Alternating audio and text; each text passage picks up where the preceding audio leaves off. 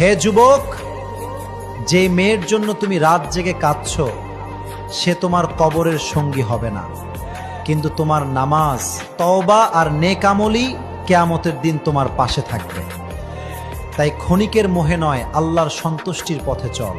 হারাম ভালোবাসা ছেড়ে হালাল জীবনের প্রস্তুতি নাও, কারণ দুনিয়া কয়েকদিনের আর আখেরাত চিরস্থায়ী। যুবক ভাইয়েরা, ঠিক কিনা বলেন?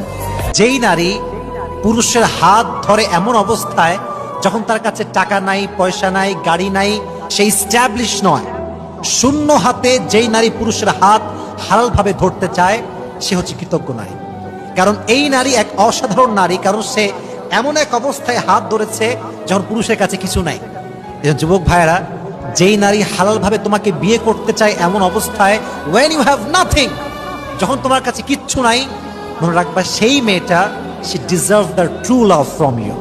সে তোমার থেকে প্রকৃতপক্ষের ভালোবাসা পাওয়ার আশা রাখে, সে তোমার যোগ্য। মেয়ের বাবা মায়ের কাছে একটা অনুরোধ, বিয়ের জন্য শুধু টাকা, বাড়ি আর চাকরি দেখবেন না। ইসলাম আমাদের শিখিয়েছে মানুষের আসল সৌন্দর্য হলো তার ঈমান, চরিত্র আর ব্যবহার। ভালো মানুষকে মূল্য দিন, কারণ দুনিয়ার সম্পদ একদিন শেষ হবে, কিন্তু উত্তম চরিত্রের মূল্য কখনো শেষ হবে না।